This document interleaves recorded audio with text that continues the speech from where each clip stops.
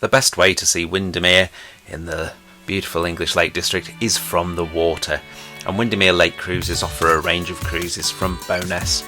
We're going to focus on the Blue Cruise today, which is the 45-minute island cruise.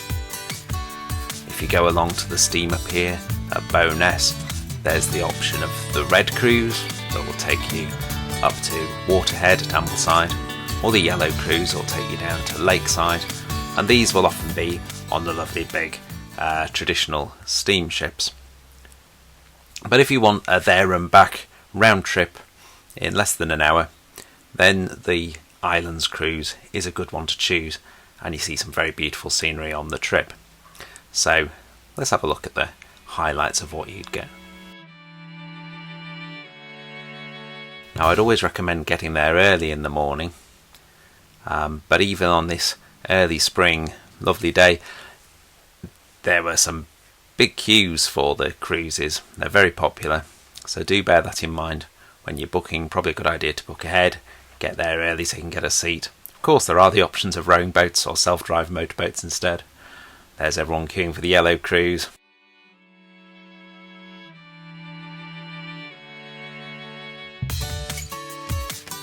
But we're on the Blue Cruise, setting off from Bowness Bay. Now, as I said, it was very busy. Nowhere to sit on the top for me. I was the 100th person on the boat.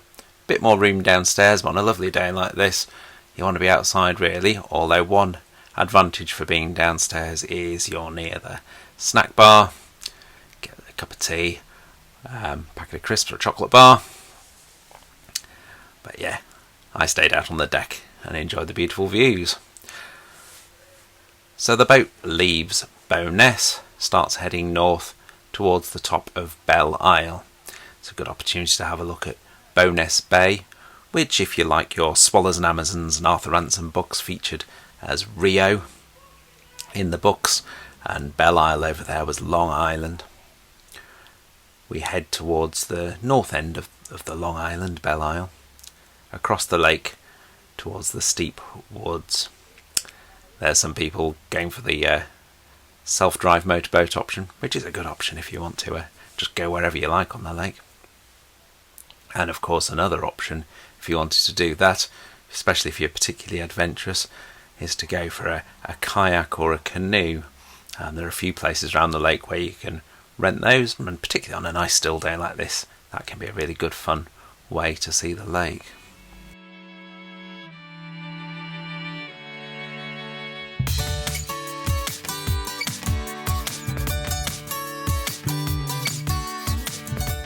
We started to leave Bowness Bay behind and come round to the other side of Belle Isle, where, as you can see, there are a lot of boats anchored. That's because it's very sheltered there. I mean, today everywhere was pretty still, but sometimes the rest of the lake can be quite choppy, but behind the island it's always very still. There's also an opportunity at this point to take a look up to the north basin of the lake, once we leave Rio Bay behind, Bowness Bay behind, to look up to the north basin of the lake, which is where the Red Cruise will go, take you up to Ambleside, and you can see the mountains up there and the cruise ships. Some great mountain scenery. If you want to get a really good mountain view, then I do recommend going up to Ambleside on the boat, because a bit further up the lake, further up that north basin, you get to see some fantastic views of the Langdale Pikes and across to the Coniston Fells. But we get some great views on this cruise too. So we're in amongst the islands behind Belle Isle now, still with views of the mountains, and we can see the various boats anchored. A nice sheltered anchorage. These wooded slopes here are cliff heights. There's some great walks up there, offering fantastic views of the lake and lots of wildlife. I think it's said that there's at least one of every native species of tree in the UK in that wood, so that's something to have a look for. This is usually the quieter side of the lake, the western shore, although on a nice sunny day there'll be quite a lot of people having picnics and fishing. This bit is the only bit that's completely exclusive to the Islands cruise. The other cruise ships don't come along the western side of Belle Isle. This channel's a little bit too narrow, So if you want to see this and you don't fancy going on a self-powered motorboat or a kayak, the island cruise is your one option.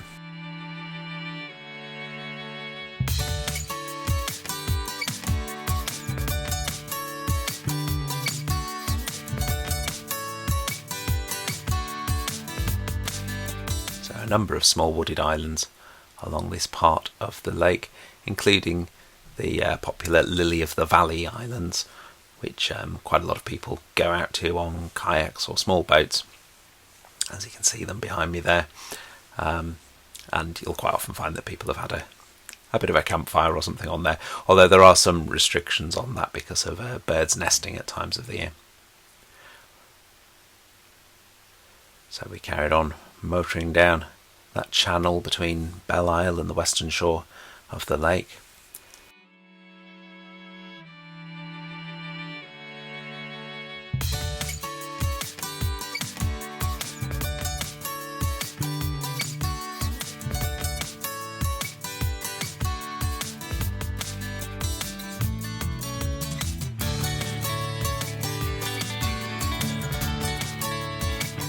As you get towards the end of Belle Isle, notice the red buoys there. If you are out in your own craft or hired one of the self-powered boats, you need to keep outside those red buoys. That marks the shallow water, and particularly this spring 2025 and filming this we'd had a long dry spell, so there'd be some very shallow water behind those red buoys. You can see back towards Bowness there, up the main channel side of the island.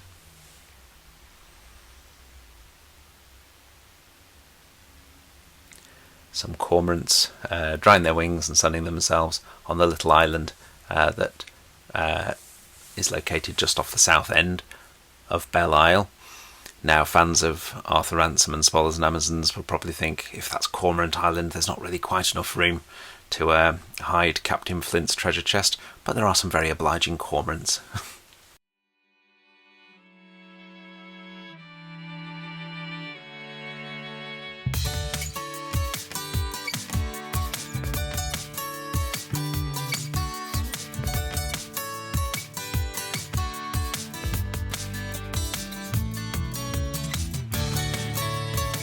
After that island, we get close to Crowholme, one more small island in the group immediately around Bowness, and we're right by the ferry here.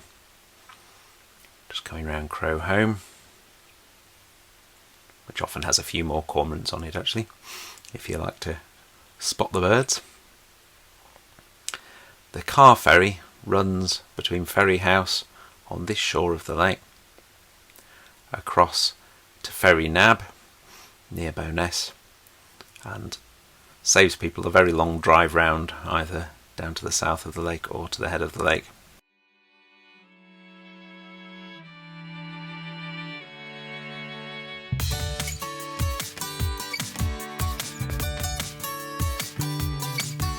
There's the ferry crossing, and we're into the south basin of the lake. Remember, there's even more lake to the south of Bowness than there is to the north of it. It really is very vast. And this cruise, we only do just stay in the middle section. So we go a little bit south now, with 2 more islands to see. But there's an awful lot more of the lake to see if you get the chance.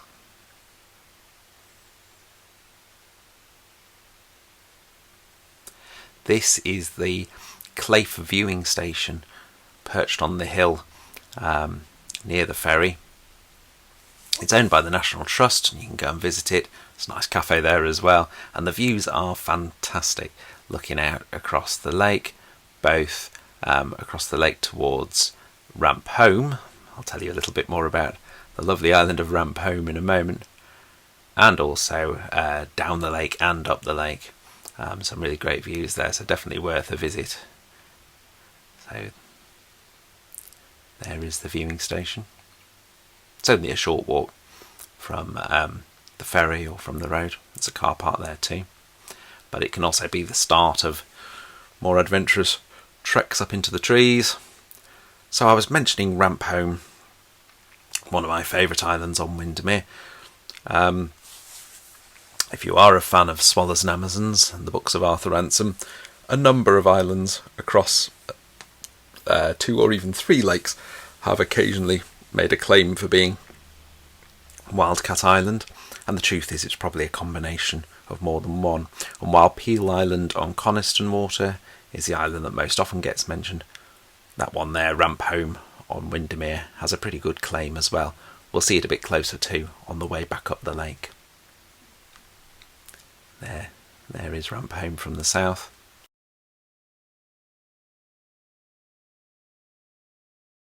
And that's the view down to the very south end of the lake. It's a long way down there, but it does get narrower and narrower towards the bottom. There are a couple more islands right at the bottom of the lake that this cruise doesn't take in. Our last island is Lingholm, which is a really impressive rocky little island that you wouldn't see really from anywhere but the water. That's just Ramp Home again. You'll tell from some of this footage that I'm very fond of it.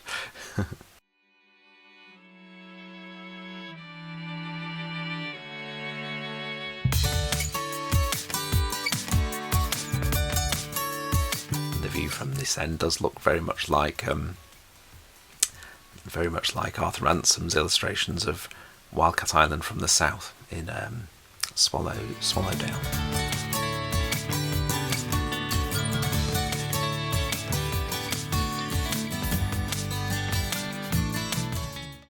Just our last little stretch to the south now, looking back up the lake, past Ramp Home to the islands off Bowness. Most of the west shore you can access with footpaths and roads, but there's a little bit here which you can't because there are private houses along the lakefront. And there is Lingholm. I do like it with its rocks and pine trees.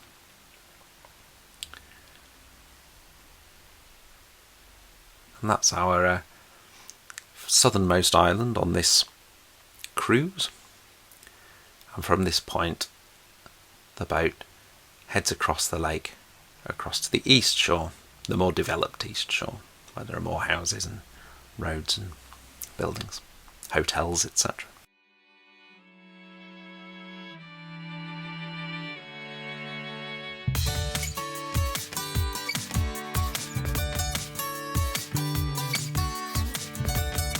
Really was a lovely still now, great reflections. So we're crossing the lake at this point. A great view up the lake, up to the very top where the mountain scenery is.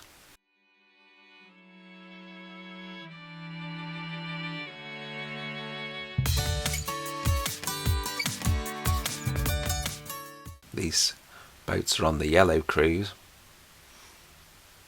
This one's come up from Lakeside.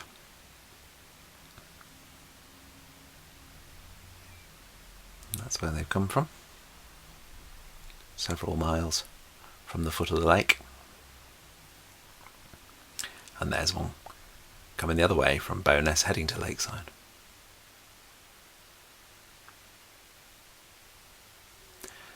This is Storrs Hall Hotel, which is still a hotel, and they've got a nice view of the Coniston Fells up there, so you do get the mountain views from the south of the lake, not just the north, but you do get some particularly impressive ones higher up towards Ambleside. That is Storrs Temple, part of the grounds of Storrs Hall Hotel, and it's a memorial from the end of the Napoleonic Wars, commemorating naval leaders from those wars.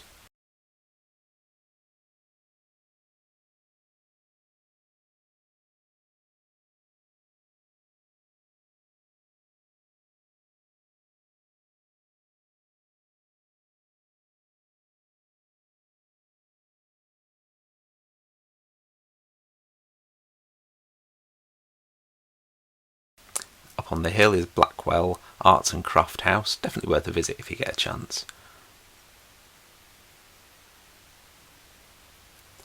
And we're back nearly up as far as the viewing station and the ferry again, which means we're back by my favourite Ramp Home.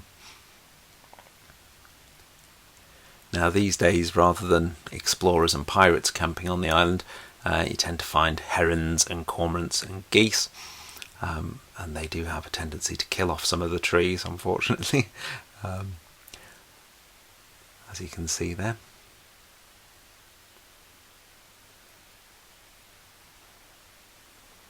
The National Trust own the island, and they do restrict landing for some of the year to protect the nesting birds.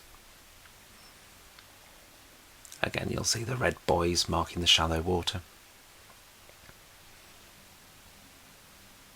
But it is possible to pull up a small boat or a kayak and have a look at the island.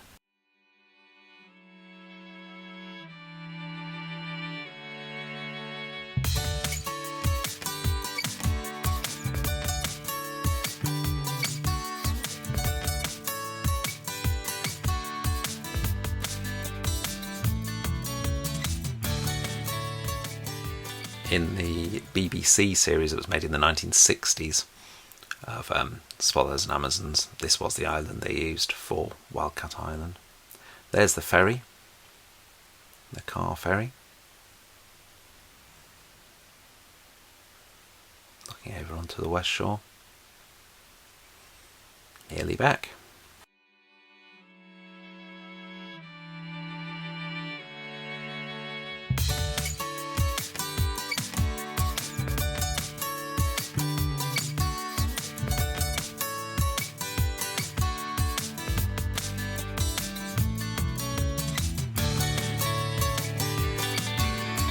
Car ferry is called the Mallard.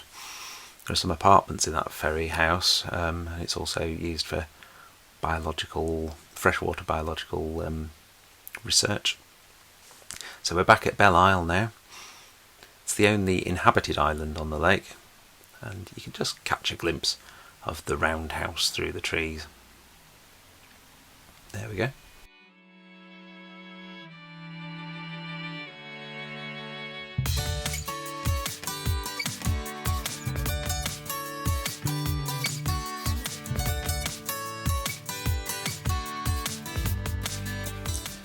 Into Rio Bay, Bowness Bay. Keep calling it Rio Bay because of Swallows and Amazons.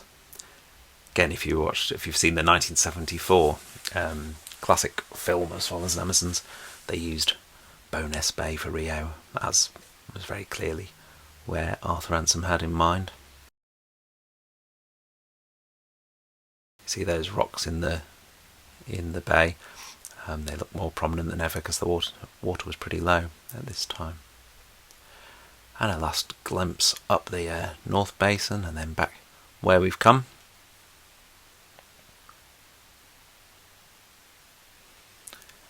As we get back into Bowness.